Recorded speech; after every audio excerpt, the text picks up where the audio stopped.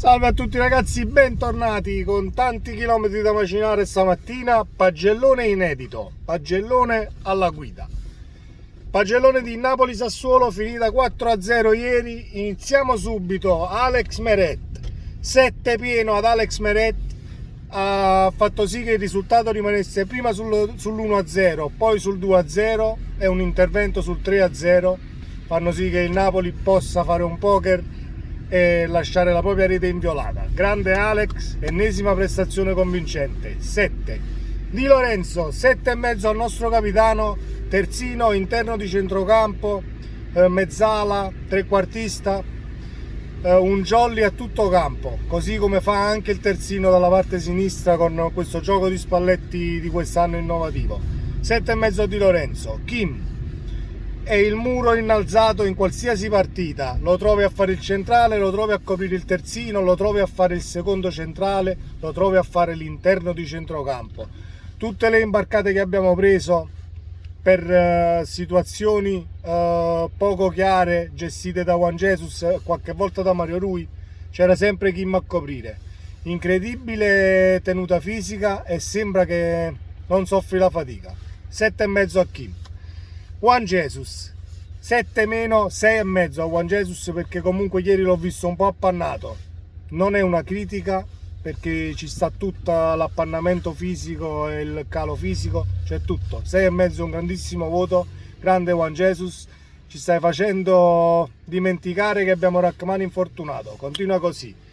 Mario Rui, 7 a Mario Rui, ennesimo 7 in pagella per l'assist a Kvaratskhelia, per lo stesso lavoro che ha fatto, così come Di Lorenzo. Si sono spinti in avanti e tornano indietro, fanno la doppia fase di continuo e non si può chiedere di più al nostro, lo chiamano il maestro, io lo chiamo Mario Rui, il nostro funambolo portoghese. Anguissa, 6,5 appannato, di ritorno dall'infortunio, deve ritrovare minutaggio e fiducia, tutto sommato non ha sbagliato niente. 6,5 a Frank Zambo. Lobotka, 7, direttore del centrocampo come sempre, non sbaglia quasi niente e te lo ritrovi anche a raddoppiare sull'out di destra o di sinistra, a dare una mano al terzino quando siamo in difficoltà. Grande Lobo. Zielinski, 7 meno. Non ha inciso come in altre partite, ma ha fatto comunque la sua grandissima partita tra copertura e attacco, doppia fase fatta egregiamente come lo sta facendo sempre quest'anno, e i piedi sono sempre stati buoni. Insieme a Lobotka dirige un Napoli che segna 4 gol a partita al momento. Grande Zielu. Lozano, 6,5. Meglio in fase di copertura che in fase di attacco questa volta. Pochi dribbling, poche volte l'uomo saltato. È vero che abbiamo attaccato principalmente a sinistra e non siamo scesi sulla destra, ma era prevalentemente in sovrapposizione con Di Lorenzo. Comunque Lozano, 6,5, grandissimo voto, grandissima prestazione di squadra. E ripeto, se i laterali del Napoli non fanno la doppia fase diventa difficile esprimere questo gioco. Osimhen, 8 Osimhen, 3 gol, la prima doppietta, scusate, la prima tripletta. 8 Osimhen, rabbia, grinta, voglia di segnare, e devastante quando affronta le difese. Osimhen è il classico attaccante, il numero 9, che può affrontare le difese da solo e fare danni, così come ha fatto con il Liverpool, così come ci ha portato il gol decisivo a Bologna, l'Ajax, eccetera eccetera eccetera. Osimhen è un'arma in più per il Napoli, per tutti quelli che dicevano ma adesso che torna Osimhen abbiamo un problema, forse non giocheremo così bene.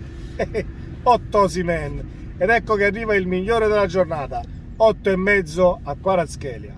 Ragazzi, Kvaratskhelia ieri ha fatto tutto lui, un partitone, 2 assist e un gol e tantissima qualità, nessuno lo riesce a fermare, dribbling asfissiante, corsa, voglia, e al 70° l'ha sostituito Spalletti perché bisogna preservarlo. 8,5 a Kvara, migliore in campo.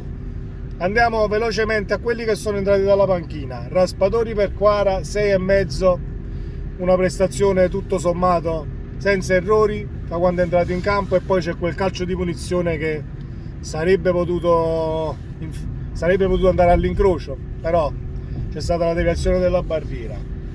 Ndombele e Elmas 6,5 anche a loro, così come Zanoli e chi è entrato, vediamo, Zanoli, Ndombele, Elmas, Raspadori e chi è entrato è Demme.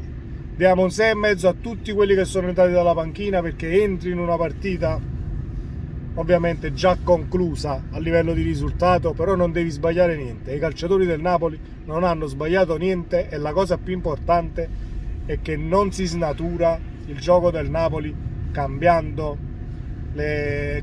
i giocatori in campo.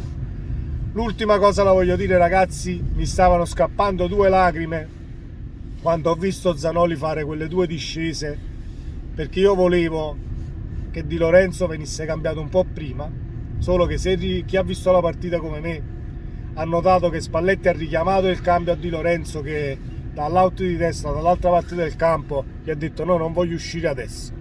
Cioè Di Lorenzo si è rifiutato di uscire perché questo Napoli si diverte a chi sta a casa. C'è un affiatamento di gruppo mai visto prima d'ora, quindi Di Lorenzo non voleva uscire. Ragazzi, questo era il pagellone, non dimentichiamo un 8 al nostro allenatore in panchina. Il mago di tutta questa situazione è Spalletti. Si è ritrovato con un mercato completamente nuovo e ha plasmato un Napoli in tempi record che sta dettando legge dappertutto. Sempre Forza Napoli, ragazzi, e vai con questo pagellone e fatemi sapere la vostra nei commenti. Accordo o disaccordo? È sempre bello condividere idee con voi. Ciao ragazzi, e sempre Forza Napoli!